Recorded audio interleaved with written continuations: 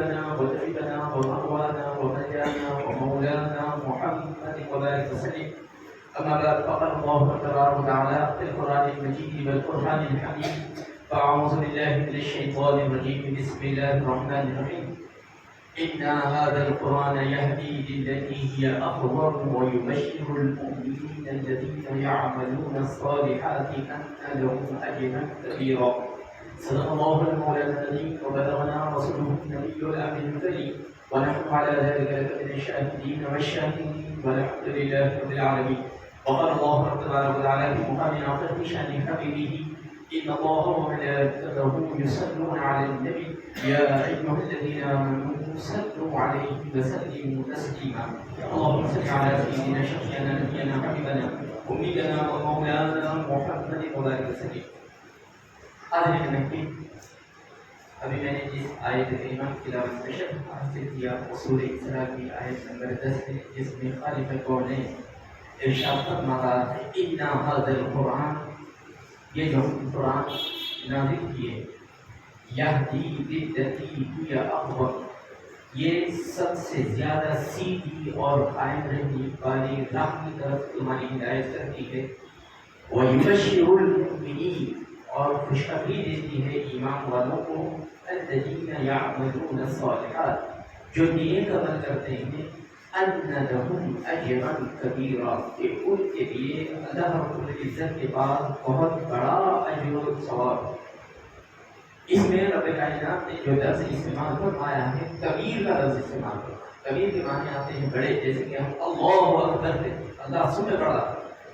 تو یہاں پر اجر و ثواب کے لیے اللہ تبارک و تعالیٰ نے تعداد نہیں بتائی کہ اگر تم قرآن حکیم پر عمل کرو گے تو کتنا ثواب ملے گا، بس اتنا کہا بہت بڑا اجر و ثواب ملے گا. اب اس آیت کو سمجھنے کے لیے میں ایک چھوٹی سی مثال دیتا ہوں. اکثر تقاریب میں ہم تحفے تحائف ایک دوسرے کو دیتے ہیں، اور نبی پاک علیہ السلام کا ارشاد مبارک بھی ہے کہ ایک دوسرے کو تحفے تحائف دیا کرو، اس سے آپس میں محبتیں بڑھتی ہیں. تو ضروری نہیں ہے کہ ہم تقریب ہی کا انتظار کریں. اگر یہ چلن کو ہم عام کریں گے تو نفرتیں مٹ جائیں گی اور محبتوں کی فضا قائم ہو جائے گی. جب تقریب میں کوئی صاحب تحفہ دیتے ہیں تو ہمارے ذہن میں ان کی مالی حیثیت پہلے سامنے آ جاتی ہے کہ وہ کون سی حیثیت والے ہیں. اس کے ذریعے سے ہم کو اندازہ ہو جاتا ہے کہ یہ تحفہ کس قدر معیاری ہوگا. ان کا اپنا جو مالی موقف ہے اس لحاظ سے ہم اندازہ کر لیتے ہیں کہ یہ تحفہ کس قدر معیاری ہوگا یا کس قدر قیمتی ہوگا. اچھا، کوئی شخص جو زیادہ امیر بھی نہیں ہے اور زیادہ غریب بھی نہیں ہے، وہ تحفہ دے تب بھی ہم کو اندازہ ہو جاتا ہے کہ ہاں یہ متوسط درجے کا ہوگا. اگر کوئی پیسے والا ہو تو اس وقت اندازہ ہو جاتا ہے کہ یہ زیادہ قیمتی ہوگا. تو اب یہ جو آیت رب کائنات ہم کو سامنے پیش کر رہا ہے، اس میں رب کائنات بیان فرما رہا ہے. کون رب کائنات؟ اللہ اکبر، جو کائنات میں سب میں بڑا ہے. وہ کہہ رہا ہے کہ تم قرآن حکیم پر عمل کرو، میں تم کو اجر کبیر عطا کروں گا. تو اب ہم اندازہ ہی نہیں کر سکتے کہ اللہ تبارک و تعالیٰ قرآن حکیم پر عمل کرنے سے کس قدر اجر و ثواب عنایت فرمائے گا. چونکہ اس کی طاقت لامحدود، اس کی رحمتیں لامحدود، اس کی عنایتیں لامحدود. اب وہ خود یہ کہہ رہا ہے کہ میں اجر کبیر عطا کروں گا، تو کسی انسانی ذہن میں یہ طاقت نہیں ہے کہ اس کا اندازہ کرے کہ کس قدر اجر و ثواب وہ ہم کو عطا کرے گا. تو یہ تو ان لوگوں کے لیے ہے جو قرآن حکیم کی تعلیمات پر عمل کرتے ہیں، ان کے لیے اجر کبیر ہے. تو سوچئے ذرا کہ امام حسین رضی اللہ تعالیٰ عنہ کو اللہ تبارک و تعالیٰ کس قدر اجر و ثواب عنایت فرما رہا ہوگا کہ آپ ہی کی قربانی کی وجہ سے قرآن حکیم کی تعلیمات ہم تک پہنچی. ورنہ یزیدی قوت نے پوری طاقت لگائی تھی کہ قرآن حکیم کی تعلیمات کو نسخ کر دیا جائے، بد کرداری کو عام کر دیا جائے. لیکن اللہ نے وعدہ فرمایا ہے اِنَّا نَحْنُ نَزَّلْنَا الذِّكْرَ وَإِنَّا لَهُ لَحَافِظُونَ. اس قرآن حکیم کو ہم نے نازل کیا ہے اور قیامت تک ہم اس کی حفاظت کرنے والے ہیں.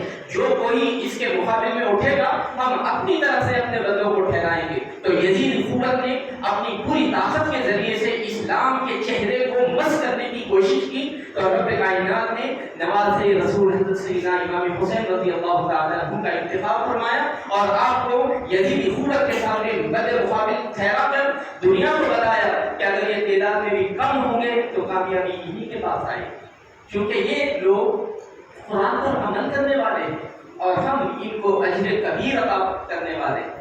تو یہاں سے اللہ رب تعالیٰ نے یہ نظام بھی واضح کر دیا کہ جس کے پاس پیسے ہوں، دولت ہوں، وہ مالدار ہوں، وہ بادشاہ نہیں ہوتا۔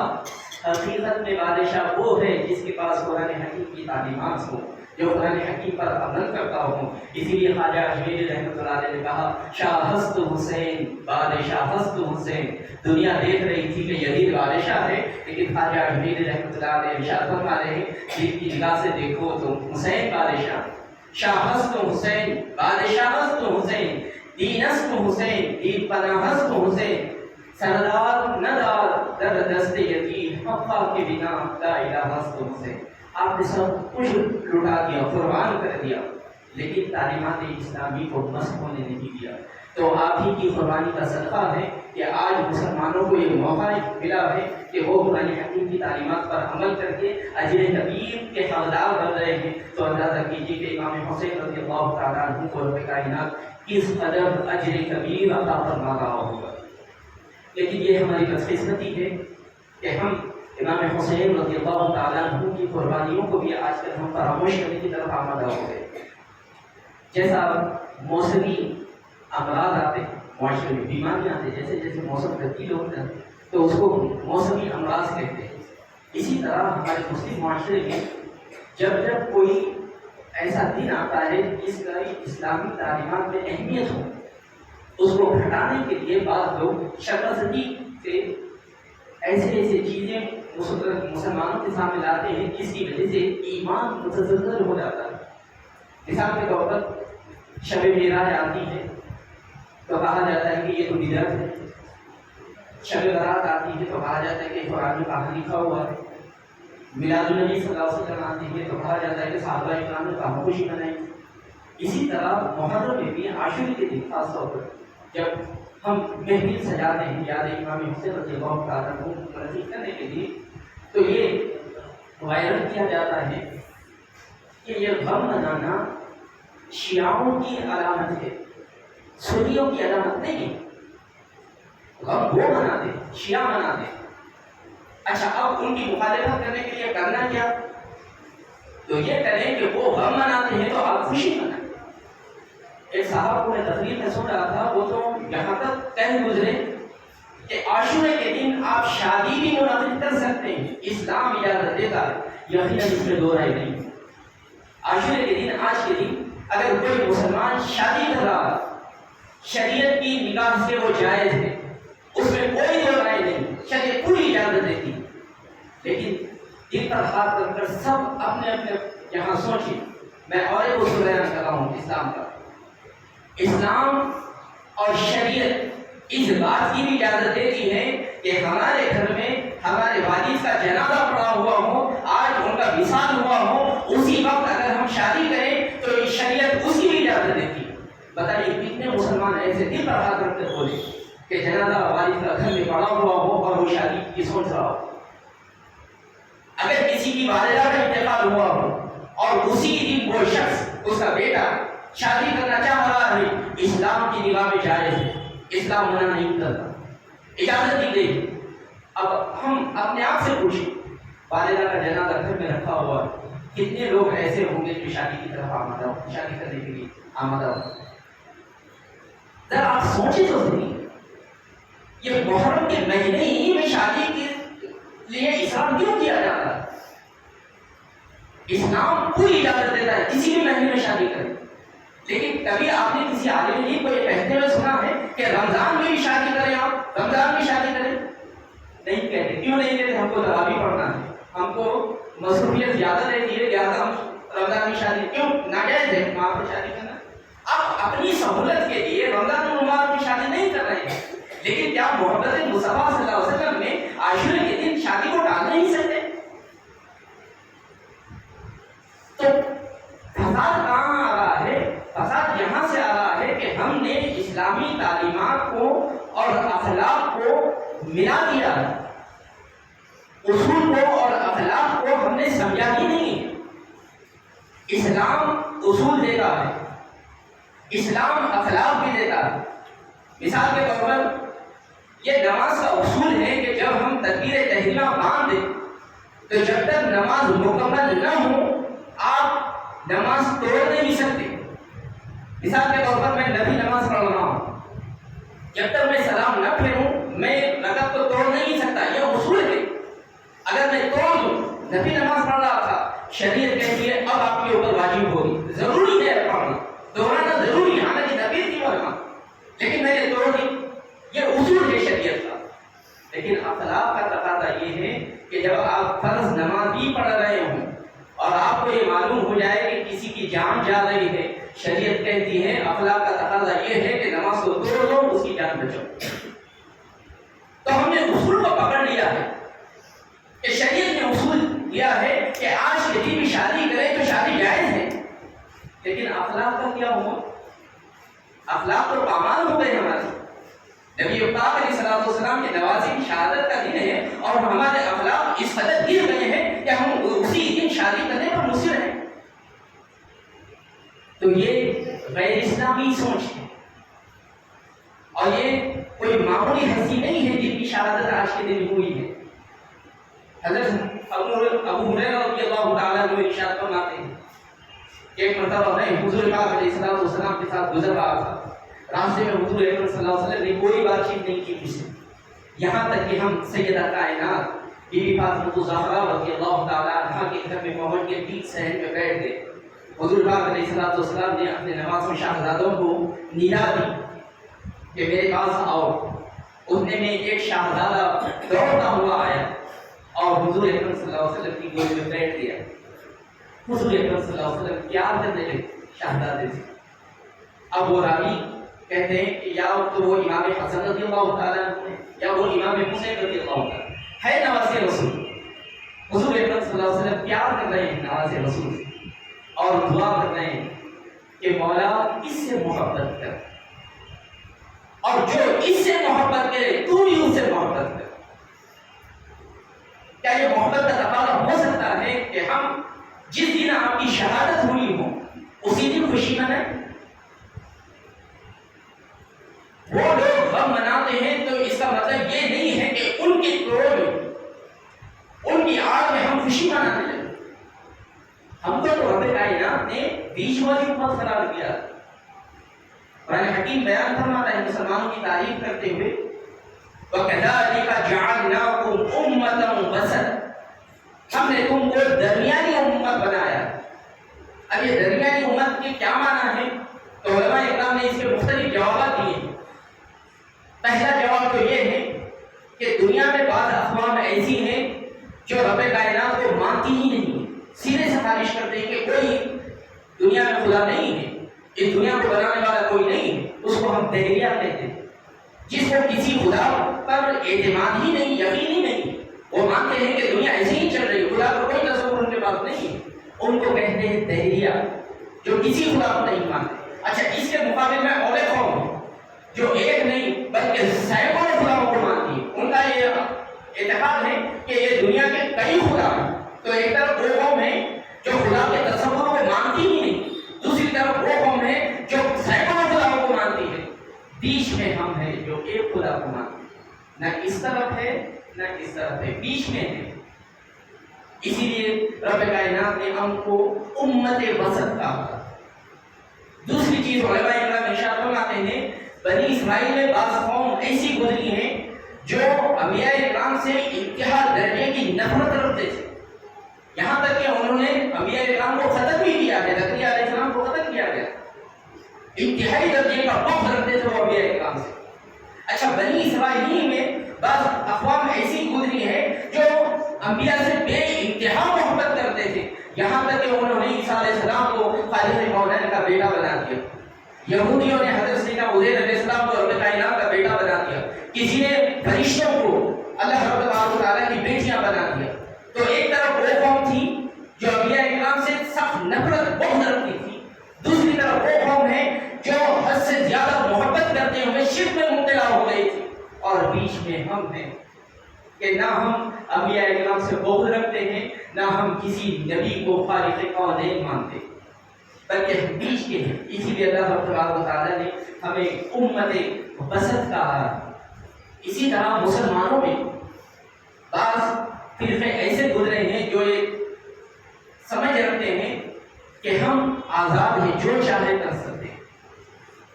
دوسرا فرقہ ایسا گزرا ہے، وہ یہ کہتا ہے نہیں، ہم مجبور محض ہیں، جو چاہتا ہے وہ اللہ تعالیٰ کرتا ہے، ہم اس کے ہاتھوں میں پپیٹ ہیں، کٹ پتلیاں ہیں، جو وہ چاہتا ہے وہی ہوتا ہے۔ بیچ میں ہم ہیں۔ ہم کہتے ہیں بعض ایسے مقامات ہیں جہاں پر اللہ تبارک و تعالیٰ کا حکم نافذ ہوتا ہے، ہمارا کوئی عمل دخل نہیں ہے۔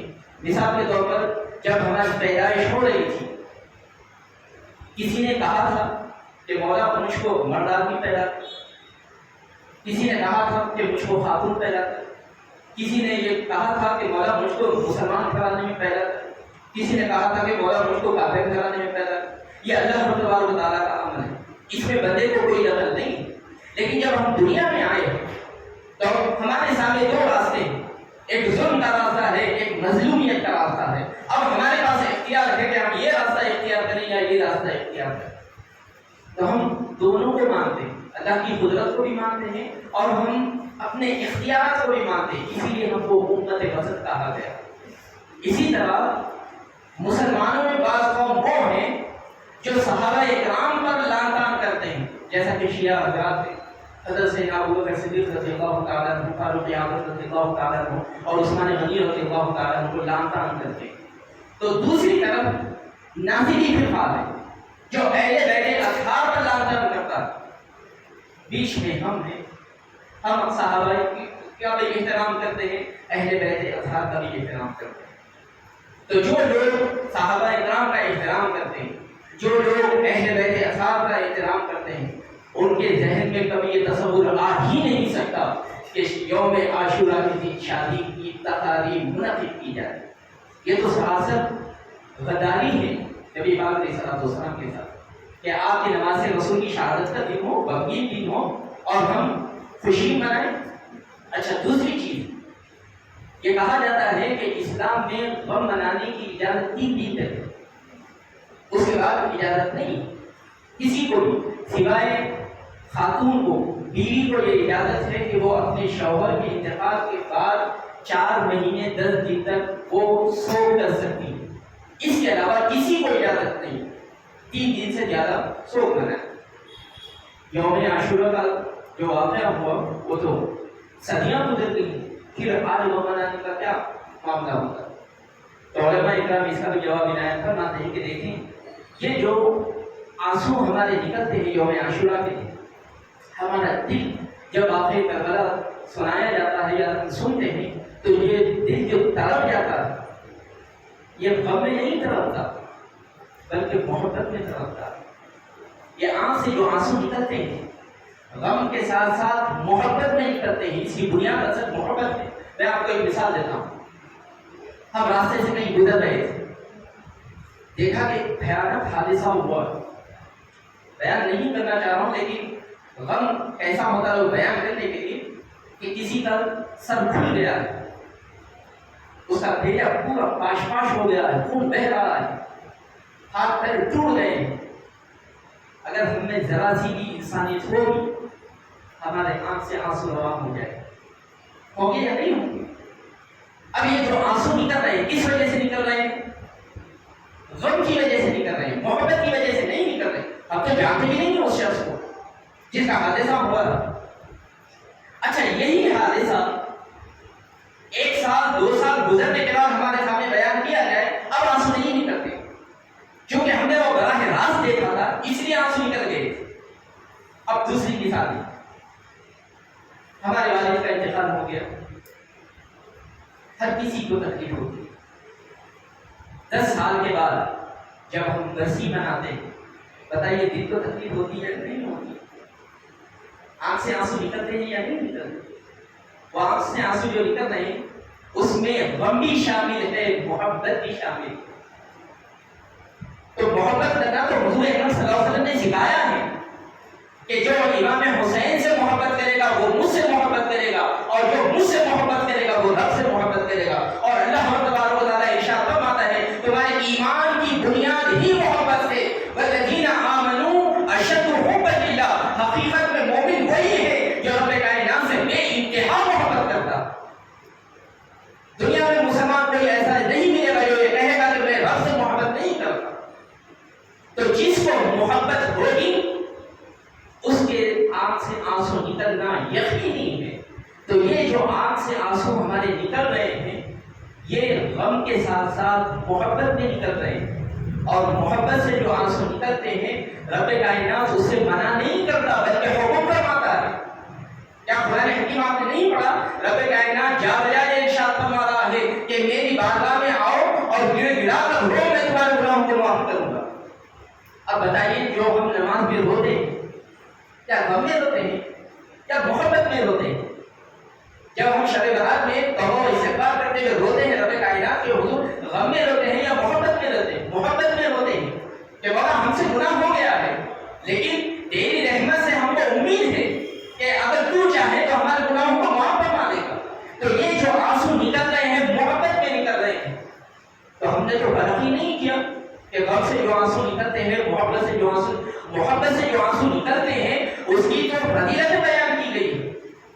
حدیث شریف میں آیا ہے کہ جو محبت میں اللہ تبارک و تعالیٰ کی راہ میں آنسو نکالتا ہے اللہ تبارک و تعالیٰ کو وہ آنسو بہت پسند ہے. اور وہ آنسو آنکھ سے نکل کر زمین پر گرنے سے پہلے رب کائنات اس کے تمام گناہوں کو معاف فرما دیتا.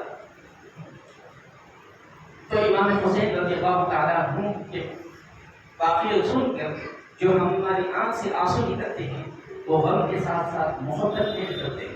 اور یہ محبت ایمان کی بنیاد ہے. اور یہ ہستی جس کا تذکرہ ہم آج کل جمع ہوئے ہیں یہ کوئی معمولی ہستی نہیں ہے. اہل بیت اطہار سے آپ کا تعلق ہے. میں آپ کو کہوں کہ دنیا میں دو ہی چیزیں ایسی ہیں جو بہت زیادہ قیمتی ہیں مسلمان کے پاس دنیا میں. ایک ہے ایمان کا اصول, ایمان مل جانا, اور دوسرا ہے ایمان کا خاتمہ. اس سے بڑھ کر نعمت مسلمان کے پاس کوئی نہیں.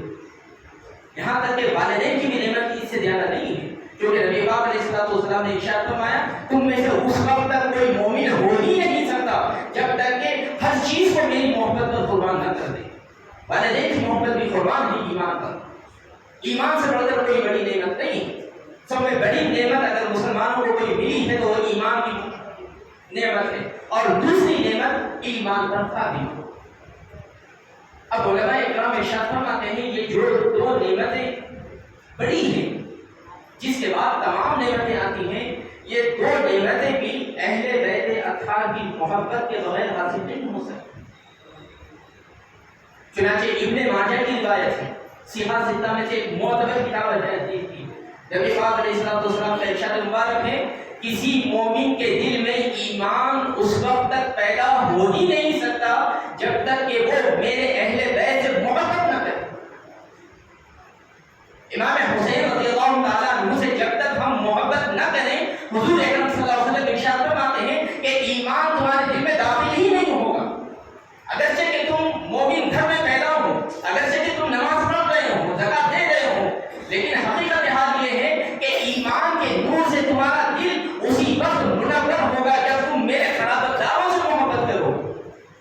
اب بتائیے ہم کو ایمان عزیز ہے یا یوم عاشورہ کے دن شادی منانا عزیز ہے؟ جس وقت ہم شادی منائیں گے یہ محبت کے خلاف ہے, اور جب محبت کے خلاف کوئی کام کریں گے تو ایمان آئے گا نہیں. محبت ہوگی تو ایمان آئے گا. کیونکہ نبی پاک علیہ الصلوۃ والسلام نے ارشاد فرمایا جب تک کہ تم خرابتداروں سے محبت نہیں کرو گے اس وقت تک ایمان کا نور تمہارے دل میں داخل ہی نہیں ہوگا. تو ایمان ملے گا ہی نہیں جب تک کہ ہم اہل بیت اطہار رضوان اللہ تعالیٰ علیہم اجمعین سے محبت نہ کریں. تو یہ تو تھا ایمان کا حصول. اب خاتمہ. حضور اکرم صلی اللہ علیہ وسلم نے ارشاد فرمایا انما الاعمال بالخواتیم. تمہارے تمام اعمال کا دار و مدار خاتمے پر ہے. چنانچہ ایک حدیث میں یہ بھی آیا ہے کہ میں اکثر بیان کرتا ہوں, حضور اکرم صلی اللہ علیہ وسلم نے ارشاد فرمایا ایک آدمی بالغ ہونے کے بعد سے تمام نیک کام کرتا ہے یہاں تک وہ پہنچ جاتا ہے کہ جنت اور اس کے درمیان ایک بارش کا فرق ہوتا ہے، اتنا ہی فاصلہ ہوتا ہے۔ ایسے وقت اس سے ایسا کوئی عمل سرزد ہو جاتا ہے جس کی وجہ سے وہ جہنم رسید ہو جاتا ہے۔ اچھا، دوسرا شخص ایسا ہے جو بالغ ہونے سے پوری دنیا میں پوری زندگی اپنی گناہوں میں گزارتا ہے، لیکن آخر میں وہ کچھ ایسا کام کر جاتا ہے جس کی وجہ سے وہ جہنم رسید ہونے والا تھا، لیکن وہ ایک نیک عمل کی وجہ سے جو رب کو بھا گیا اس کی وجہ سے وہ جنت کا مستحق بن جاتا ہے۔ تو کوئی اپنے اعمال پر اترائے گا کہ میں نیک ہوں، پارسا ہوں، تہجد گزار ہوں، میں زکات دیتا ہوں، میں علم و عرفان رکھتا ہوں، کوئی فخر نہ کرے، کیونکہ خاتمے پر ہمارا دار و مدار ہے۔ اسی طرح جو گناہ گار ہے وہ نا امید نہ ہو، مایوس نہ ہو کہ ہم پوری زندگی گناہوں میں گزار رہے ہیں۔ اگر رب چاہا تو کسی بھی لمحہ ہماری توبہ کو قبول کر ہم کو نیک بنا کر جنت کو مستحق بنا سکتا ہے۔ تو اسے معلوم یہ ہوا کہ ہماری زندگی کا دار و مدار خاتمے پر ہے۔ اب آئیے میں آپ کو ایک اور سناتا ہوں۔ مجدد الفسانی، آپ نے نام سنا ہوگا، شیخ احمد سرہندی رحمۃ اللہ علیہ۔ یہ وہ بزرگ ہیں جب جلال الدین اکبر جس کی جلالت پورے ہندوستان پر طاری تھی، اس نے ایک نئے دین کو قائم کرنے کا اعلان کیا تھا، دین الہی۔ تو سب میں بڑی ہستی جو اس کے مد مقابل میں ٹھہری تھی وہ شیخ احمد سرہندی رحمۃ اللہ علیہ۔ اندازہ کیجیے کتنی بڑی شخصیت تھی۔ میں آپ کو اور ایک واقعہ سناتا ہوں تاکہ آپ کو ان کی علمی جلالت کا اندازہ ہو جائے کہ وہ ہے کیسی شخصیت اور وہ کیا بیان کر رہے ہیں۔ ایک مرتبہ آپ اپنے کمرے میں عبادت و ریاضت میں مصروف تھے، آپ کی اہلیہ آئی اور اس وقت شب برات تھی، یعنی 14 شعبان تھی۔ اہلیہ پریشان حال ہو کر آپ کے کمرے میں داخل ہوئی، تو آپ نے چہرے کو دیکھ کر پریشانی کے آثار دیکھ کر پوچھا کہ بیوی کیا بات ہے، پریشان کیوں؟ تو کہا میں نے سنا ہے کہ آج کی رات رب کائنات مقدرات کا فیصلہ فرما دیتا ہے، جو لوگ زندہ رہنے والے ہیں وہ بھی لکھ دیا جاتا ہے اور جو مر جانے والے ہیں وہ بھی لکھ دیا جاتا ہے۔ اب میں گھبرا رہی ہوں کہ کہیں اللہ رب تعالیٰ میرا نام مردوں میں نہ لکھ دیا ہو۔ تو آپ تبسم فرمائیں اور کہنے لگے تم اس بات سے ناراض ہو، اس بات سے بے چین ہو کہ تمہارا نام کس فہرست میں ہے، زندوں کی فہرست میں ہے یا مردوں کی فہرست میں؟ میرا حال دیکھو، میں تو جان رہا ہوں کہ رب کائنات نے میرا نام مردوں میں شامل کر دیا۔ تو اندازہ کیجیے کہ اللہ تبارک و تعالیٰ نے نگاہ آپ کی جو باطنی نگاہ تھی کس قدر کھول دی تھی کہ وہ چیز دیکھ رہے کہ رب کائنات دکھ رہا ہے اور مسکرا رہے ہیں، کیونکہ رب کائنات کی رضا پر راضی ہے، جو وہ چاہے ہم اسی پر راضی ہیں۔ تو کتنے بڑے بزرگ ہوں گے۔ شیخ احمد سرہندی رحمۃ اللہ علیہ آپ ارشاد فرماتے ہیں کہ میں نے اپنے والد سے سنا ہے کہ اگر کسی کو یہ خواہش ہو، یہ تمنا ہو کہ ایمان پر خاتمہ ہو تو اس پر لازم ہے کہ وہ اہل بیت اطہار سے محبت کرے، اللہ تبارک و تعالیٰ اس کے صدقے میں ایمان پر خاتمہ فرمائے۔ تو جو ایمان ملنا تھا وہ بھی اہل بیت اطہار کی محبت سے ملنا تھا، اور خاتمہ جو ہونا ہے وہ بھی اہل بیت اطہار کی محبت سے ہونا ہے۔ لیکن شیطان کو یہ قبول آ رہا ہے کہ ہم ایمان والے ہو کر زندگی گزارے اور ایمان پر ہماری موت آئے، لہذا اس نے کہا کہ آج کے دن تم شادی کرو تاکہ تمہارے اعمال وارث ہو جائیں اور تم کافر ہو کر اس دنیا سے رخصت ہو تاکہ میں اپنے مقصد میں کامیاب ہوں۔ تو ذرا سوچیں کہ ہم کر کیا رہے ہیں۔ یقیناً شریعت کا اصول ہے لیکن اخلاق اپنی جگہ، اور نبی پاک علیہ الصلوۃ والسلام ارشاد فرماتے ہیں اکمل المؤمنین ایمانا احسنهم خلقا، تم میں بہترین مومن وہ ہے جس کے اخلاق اچھے ہیں۔ حضور نے یہ نہیں فرمایا کہ تم میں بہترین مومن وہ ہے جو کثرت سے نماز پڑھتا ہو، کیونکہ نماز تو منافقین بھی پڑھتے ہیں۔ حضور نے یہ نہیں فرمایا کہ تم میں بہترین مومن وہ ہے جو کثرت سے روزے رکھتا ہو، کیونکہ یہ کوئی اور بھی اداکار بھی رکھ سکتا ہے۔ لیکن اخلاق اسی کے پاس آ سکتے ہیں جو رب کائنات کی قدرت پر بھروسہ رکھتا ہو، جو نبی پاک علیہ الصلوۃ والسلام کی سنتوں کو اپنی جان سے زیادہ عزیز رکھتا ہو، وہی صاحب اخلاق ہو سکتا ہے۔ اور جو صاحب اخلاق ہوگا اس کے اخلاق اس کو اس بات کی اجازت نہیں دے سکتے کہ آج کے دن عاشورے کی دن جبکہ نواز رسول رضی اللہ تعالیٰ عنہ کی شہادت ہوئی ہے اور اسی دن ہم خوشی منائیں۔ اخلاق کی بات کی اجازت نہیں دیتے. یقیناً اصول اپنی جگہ ہے، لیکن اصول کو آپ کہاں تک مانیں، یہ بھی ایک بات ہے. اگر اسلام کے اصول اگر آپ ماننا چاہیں تو بہت ساری جگہ ایسے ہیں جہاں آپ چاہ کر بھی نہیں مان سکتے. میں آپ کو ایک چھوٹی سی مثال دیتا ہوں. شادی ہو گئی ہماری، ہم سمجھتے ہیں کہ پوری ذمہ داری ہمارے گھر والوں کی ہماری بیوی پر، کپڑے دھونا، گھر کو صاف کرنا، بچوں کی تربیت کرنا، نہلانا، تمام ذمہ داری بیوی پر. بتائیے یہ اصول کہاں سے بیان ہو رہا ہے؟ شریعت نے کہا یہ کوئی ذمہ داری بیوی کے کندھوں پر عائد نہیں ہوتی. اگر بیوی شوہر کے کپڑے نہیں دھو رہی ہے، شریعت کہتی ہے وہ مختار ہے، صاحب اختیار ہے، آپ اس کو مجبور نہیں کر سکتے. اگر ہمارے بچوں کی بیوی کفالت نہیں کر رہی، دیکھ بھال نہیں کر رہی، تب بھی شریعت کہتی ہے اس کو اجازت ہے. اگر آپ اپنے بچوں کی تربیت کرنا چاہ رہے ہیں کسی اور کو لا کے رکھیے، آپ اپنے کپڑے دھونا چاہ رہے ہیں، آپ اپنے گھر کے پکوان کرنا چاہ رہے ہیں، کسی اور کو لا کے رکھیے. بیوی کو مجبور نہیں کر سکتے. لیکن اس کے باوجود خواتین پورے کام نہیں کرتی ہیں. کیوں کرتی؟ اخلاق کا تقاضا ہے. جہاں تک اخلاق رہیں گے انسانیت قائم رہے گی. اصول سے انسانیت نہیں چلتی، اخلاق سے انسانیت چلتی. تو اصول بتا کر ہم نے ایمان کی دھجیاں اڑا دی.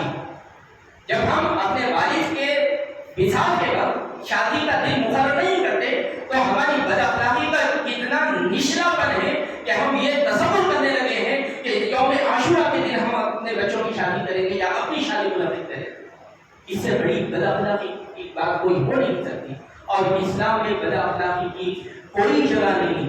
نبی پاک علیہ الصلوۃ والسلام کی جو صفت رب کائنات ارشاد فرما رہا ہے وَإِنَّكَ لَعَلَىٰ خُلُقٍ عَظِيمٍ، اے میرے حبیب آپ اخلاق کی بلندیوں پر فائز. اور یہ اخلاق ہی کو بچانے کی وجہ تھی کہ امام حسین رضی اللہ تعالیٰ عنہ نے اپنے پورے خاندان کو لٹا دیا، قربان کر دیا. کس لیے؟ یہ اخلاق کو بچانے کے لیے. اور آج ہم وہاں پر یاد منانے کی بجائے ہم یہ کہہ رہے ہیں کہ ہم خوشی منا سکتے ہیں. یہ غیر انسانی اور غیر اسلامی تصور ہے. اللہ تبارک و تعالیٰ قرآن حکیم میں جا بجا یہ ارشاد فرماتا ہے کہ ایمان کوئی ایسی نعمت نہیں ہے جو آپ کو یوں ہی دے دی جائے، بلکہ اس کو حاصل کرنے کے لیے آپ کو بہت زیادہ مشاکل سے، مسائل سے گزرنا پڑے گا.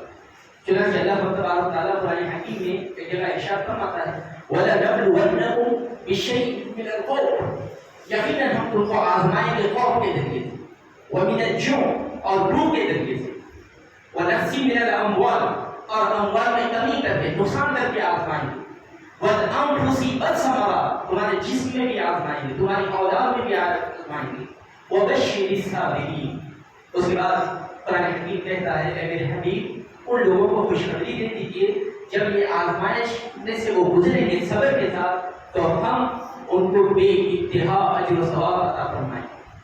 تو اس آیت پاک میں رب کائنات نے 5 ذرائع بیان فرمائے جس کی وجہ سے وہ ہمارے ایمان کو آزمائے گا. پہلی چیز ہے خوف، دوسرے ہے بھوک، تیسرے ہے مالی خسارہ، چوتھے ہے ہمارا اپنی نفس میں مرض آ جانا یا کوئی نقصان ہو جانا، اور 5ویں ہے اولاد کا غم. یہ 5 چیزوں کے ذریعے سے اللہ تبارک و تعالیٰ ہم کو آزمائے گا. علماء اکرام ارشاد فرماتے ہیں تاریخ اسلام میں یہ ذرائع سے رب کائنات نے ہر ایمان والے کو آزمایا ہے. لیکن امام حسین رضی اللہ تعالیٰ عنہ جن کی تربیت حضور اکرم صلی اللہ علیہ وسلم کے زیر سایہ ہوئی ہے، آپ کے سامنے یہ تمام 5 کے 5 ذرائع موجود تھے. خوف کا عالم بھی تھا، خیمہ زن ہے آپ، 72 نفوس ہیں، اطراف و اکناف میں لشکر جباب ہے، کہیں سے بھی تیر آ سکتا. خوف کے ذریعے آزمایا جا رہا، بھوک کے ذریعے آزمایا جا رہا. امام حسین رضی اللہ تعالیٰ کو 3 دن پہلے سے پانی بند کر دیا گیا، 8 محرم سے پانی بند کر دیا گیا کہ پانی نہیں تو کھانا کہاں سے آئے گا. بھوک کے ذریعے سے آزمایا گیا، مالی خسارے کے ذریعے آزمایا. حکومت آپ کے گھر کی لوٹی تھی لیکن آپ نے ترک کر دیا، کہا اللہ تبارک و تعالیٰ کی رضا کے لیے ہم اس کو بھی ٹھوکر مارتے ہیں. مال کے ذریعے سے آزمایا گیا، جسم کے ذریعے سے آزمایا گیا. علماء اکرام ارشاد فرماتے ہیں جب آپ گھوڑے سے نیچے گرے آخر آپ کے جسم سے آزمایا گیا، اولاد سے آزمایا جائے گا۔ علی حضرت 6 مہینے کے امام حسین رضی اللہ تعالیٰ عنہ مخاطبین اسلام سے کہہ بھی رہے ہیں اس معصوم نے تمہارا کیا بگاڑا ہے، تمہارے پیر تو میرے ساتھ ہے، اس کو تو کم سے کم پانی پلا دو۔ لیکن ان بدبختوں نے اس بچے پر بھی، معصوم بچے پر بھی تیر چلائی، یہاں تک کہ حلقوم میں لگی اور اس کا فوارہ نکل کر امام حسین رضی اللہ تعالیٰ عنہ کے چہرے پر گرا۔ اندازہ کیجیے کس قدر سخت آزمائش ہے امام حسین رضی اللہ تعالیٰ عنہ کے سامنے، لیکن سب میں سے آپ صبر کے ساتھ گزر رہے ہیں۔ کیوں گزر رہے ہیں؟ اس لیے گزر رہے ہیں تاکہ امت مصطفیٰ صلی اللہ علیہ وسلم کے سامنے یہ آزمائش آئے تو وہ میرے اسوے حسینی کو دیکھ کر ان کے دل کو تسلی ہو جائے۔ آج ہمارے گھروں کے بزرگوں سے گرا دیا جا رہا ہے، گرایا جا رہا ہے یا نہیں جا رہا ہے؟ امام حسین رضی اللہ تعالیٰ عنہ ندا دے رہے ہیں مسلمانوں گھبراؤ نہیں، تمہارا جو گھر گر رہا ہے یہ کوئی نئی بات نہیں ہے، میں بھی مدینے کا رہنے والا تھا، مدینے کے گھر سے مجھ کو نکالا گیا، آج تم کو گھر سے نکالا جا رہا ہے تو گھبراؤ نہیں، میرا حسین خطرہ تمہارے سامنے ہے۔ اگر آج تم کو سیے کے نام پہ ہندوستان سے نکالنے کی باتیں کی جا رہی تو مسلمانوں گھبراؤ نہیں، مجھ کو مدینے سے نکال دیا گیا تھا، جو میرا شہر تھا جہاں پر میری پرورش ہوئی تھی نانا کے زیر سایہ، اس مدینے شریف سے مجھ کو نکال کر کوفہ میں لایا گیا۔ تو جب تم کو وطن سے نکالا جائے تو گھبرانا نہیں، وطن کو چھوڑ دینا لیکن ایمان کو نہیں چھوڑ۔ اگر مالی خسارہ ہو جائے گا، لوگ تمہارے گھروں پر، تمہارے کاروباروں کو آگے لگا دیں گے، جس سے مالی نقصان ہو جائے گا، گھبرانا نہیں، حکومت نہیں چھوڑ دینا لیکن ایمان نہیں چھوڑ۔ اگر تم کو خیز کر دیا جائے گا، گھبرانا نہیں، مجھ کو بھی دفن کیے گئے، یہاں تک کہ میرے سر کو تن سے جدا کر دیا گیا، اے مسلمانوں گھبرانا نہیں، کچھ بھی ہو جائے ایمان کو نہیں چھوڑنا۔ اگر تمہارے بچوں کو جیل میں ڈال دیا جائے گا، سوچ لینا کہ میرے بچوں کو بھی خیمے میں قید کر دیا گیا تھا۔ جب حالات ہمارے سامنے آئیں گے اور عملی نمونہ نہیں ہوگا تو صرف پڑھ کر ہم عمل نہیں کر سکتے، لیکن عملی نمونہ ہوگا سامنے تو اس وقت یقیناً ہم عبادت کی طرف داخل ہو جائیں گے۔ تو امام حسین رضی اللہ تعالیٰ عنہ کی سیرت مسلمانوں کو کبھی پس ہونے نہیں دے، ان کی ہمت کو ہمیشہ بنائے رکھنے کا نام کربلا ہے۔ اسی لیے کسی شاعر نے کیا خوب کہا ہے، اسلام زندہ ہوتا ہے ہر کربلا۔ جب تک یہ آزمائشیں نہیں گزریں گے ہم، اس وقت تک ایمان نہیں نکلے گا، ایمان مضبوط نہیں ہوگا۔ اگر ہم یہ دعویٰ کر رہے ہیں کہ ہم صاحب ایمان ہیں تو ہم اپنے ذہن سے یہ بات نکال دیں کہ ہم تو رب کائنات عیش و عشرت کی زندگی دے گا، بلکہ جب ہم ایمان کا دعویٰ کریں گے تو یقیناً مشکلیں مصائب اس کے پیچھے چلی آئیں گی، جیسا کہ امام حسین رضی اللہ تعالیٰ عنہ کی بات ہے۔ امام حسین رضی اللہ تعالیٰ عنہ مجبور نہیں تھے، اگر آپ چاہتے کہ فرات کی نہر کو حکم دیتے کہ میرے قریب آ جا تو آ جاتے، لیکن اگر آپ ویسا کرتے تو امیر نمونہ ہمارے لیے کیا ہوتا؟ تو امام حسین رضی اللہ تعالیٰ عنہ نے ہماری خاطر اپنے پورے خاندان کو لٹایا۔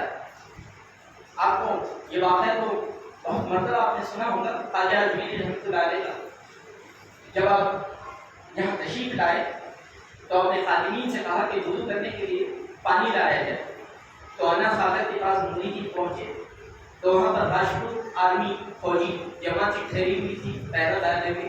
جب یہ لوگ پانی لینے گئے تو لوگوں نے کہا آپ لوگ پانی نہیں دے سکتے۔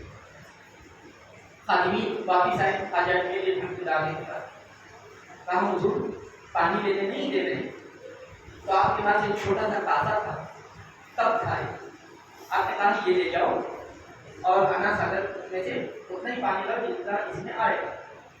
یہ لوگ لے کے چلے، پھر ان لوگوں نے روکا تو انہوں نے کہا ہم زیادہ پانی لینے نہیں ہے، ایک چھوٹا سا کپ ہے، کوزہ ہے، اس میں لینے آئے۔ جیسے ہی انہوں نے ڈبایا، انا ساگر 11 کلومیٹر پر پھیلی ہوئی سمندر میں پورا پانی اس کوزے میں سما گیا۔ اس وقت لوگوں کو اندازہ ہوا کہ یہ کوئی اللہ کا ولی ہے جس نے کوزے میں پورے سمندر کو سما دیا۔ اور خواجہ اجمیری رحمۃ اللہ علیہ 12ویں نسل ہے امام حسین رضی اللہ تعالیٰ عنہ کی، پوتروں کے پوترے، پوتروں کا کیا عالم ہے تو دادا کا کیا عالم ہوگا۔ لیکن امام حسین رضی اللہ تعالیٰ عنہ وہ رکھتے ہوئے استعمال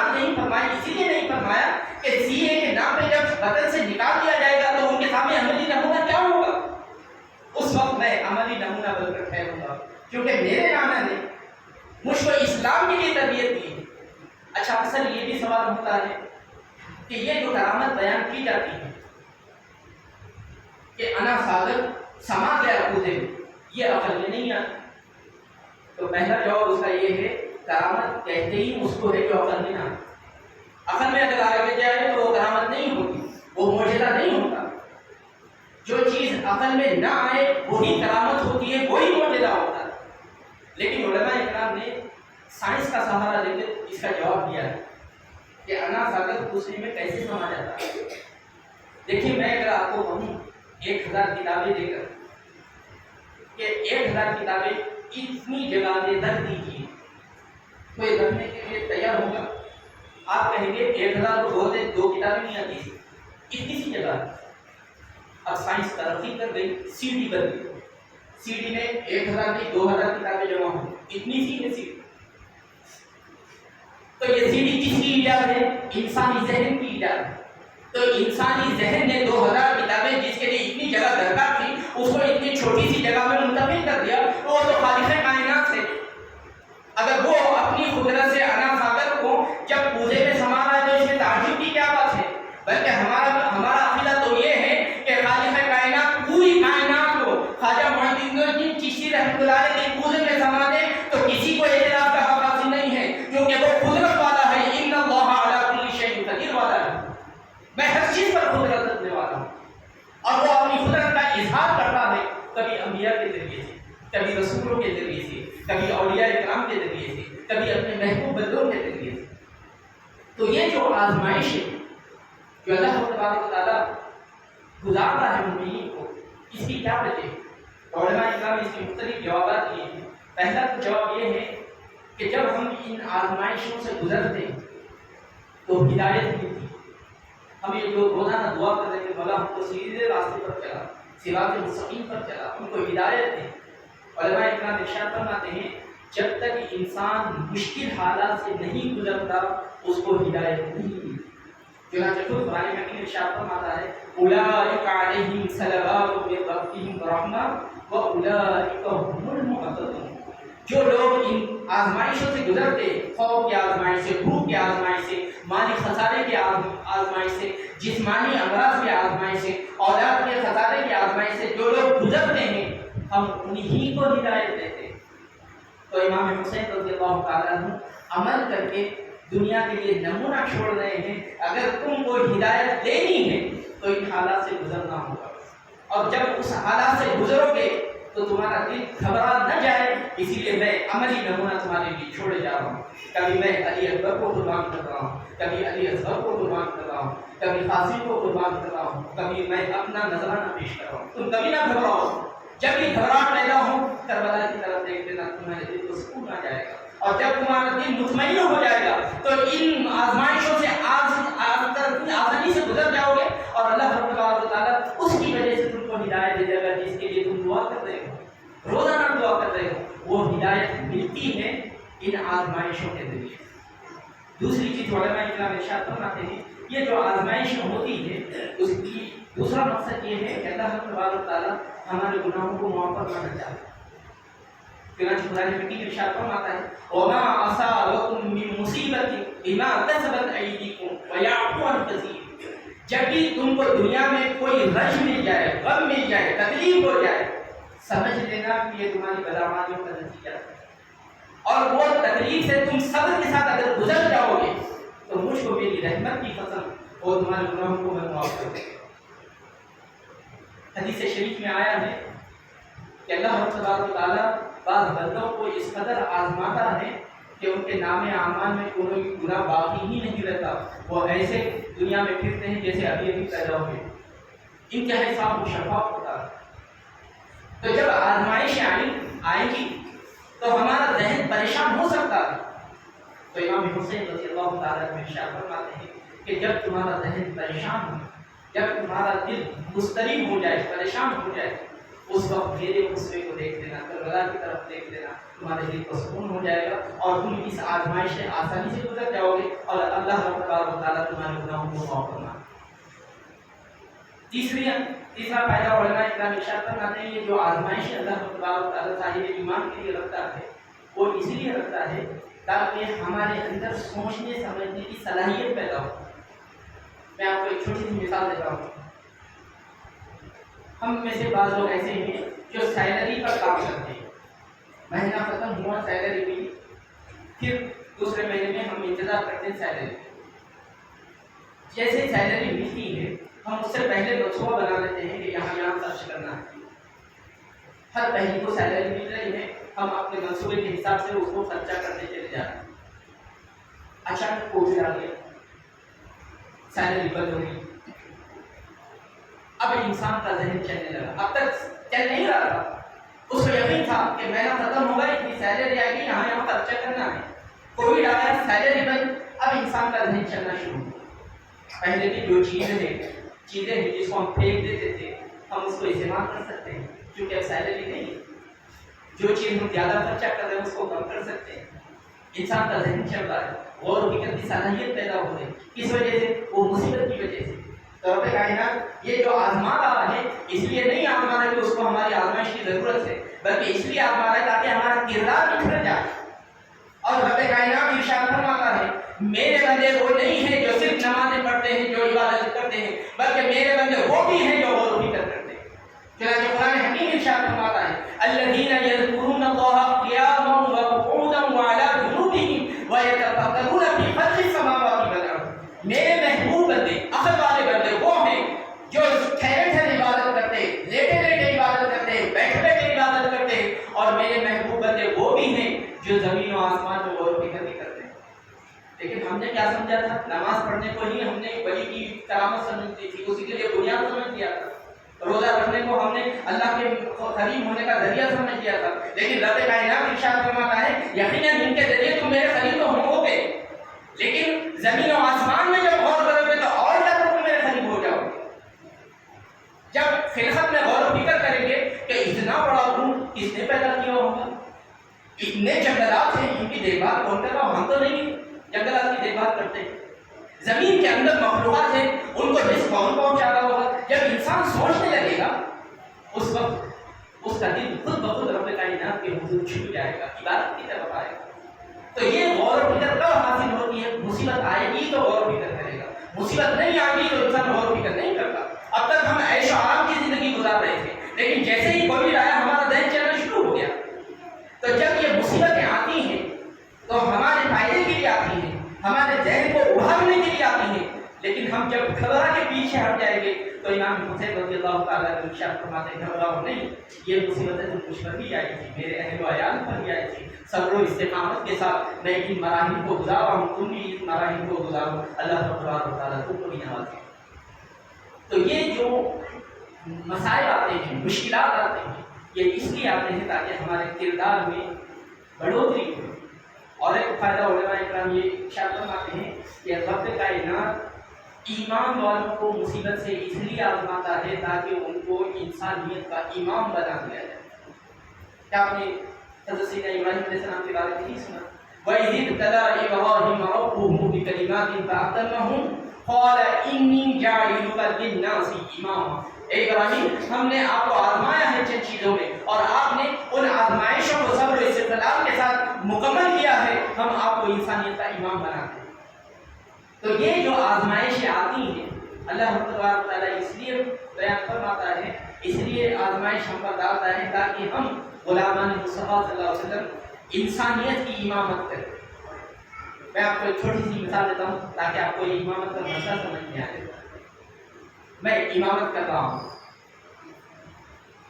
دوسری رکعت کے بعد تشہد میں بیٹھنا تھا مجھے, میں کھڑا ہو گیا, پیچھے سے کسی نے لقمہ دیا, میں نے لقمہ قبول نہیں کیا, ٹھہر گیا, 4 رکعت مکمل ہو گئی. اس کے بعد میں نے سلام پھر دیا. بتائیے نماز مکمل ہو گئی؟ نہیں ہو. کیوں نہیں ہو؟ سجدے سہو لازم تھا مجھ پر.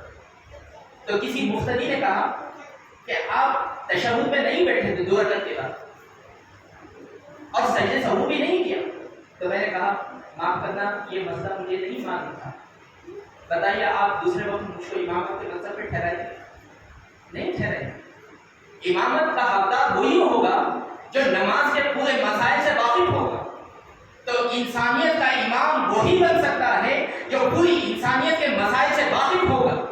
جب اس کو جسم میں مرض پیدا ہوں گے تو وہ اس وقت ایسا رد عمل ظاہر کرتا ہے.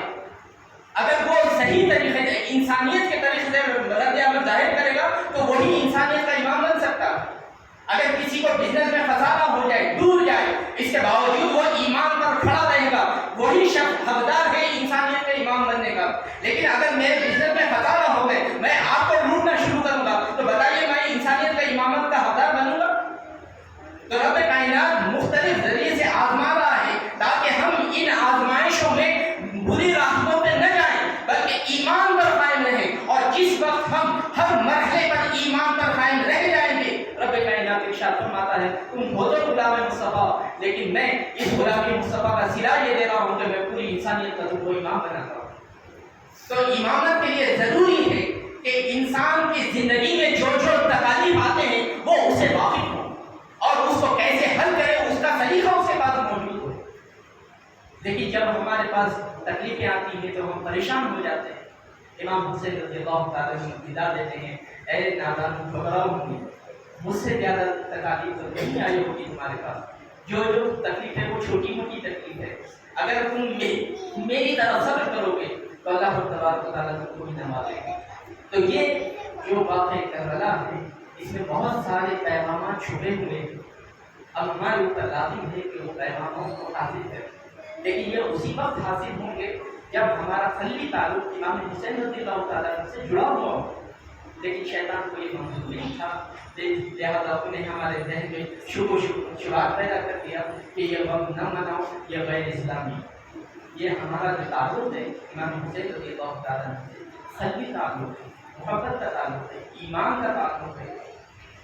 ایمان کو اگر مکمل کرنا ہے تو ہم پر لازم ہے کہ امام حسین رضی اللہ تعالیٰ عنہ سے محبت کریں. اگر ہم چاہتے ہیں کہ ہمارا خاتمہ ایمان پر ہو تو ہم پر لازم ہے کہ امام حسین رضی اللہ تعالیٰ عنہ سے محبت کریں، بلکہ پوری اہل بیت اطہار سے محبت کریں. انہی کے صدقے میں اللہ تبارک و تعالیٰ ہمارے دلوں کو ایمان کے نور سے منور بھی فرمائے گا اور ہمارا خاتمہ ایمان پر کرے گا. اللہ تبارک و تعالیٰ سے دعا ہے کہ اللہ تبارک و تعالیٰ قرآن اور صاحب قرآن صلی اللہ علیہ وسلم کی تعلیمات کی سمجھنے اور اس کے مطابق عمل کرنے کی توفیق عطا فرمائے. دعا خدا الحمد للہ.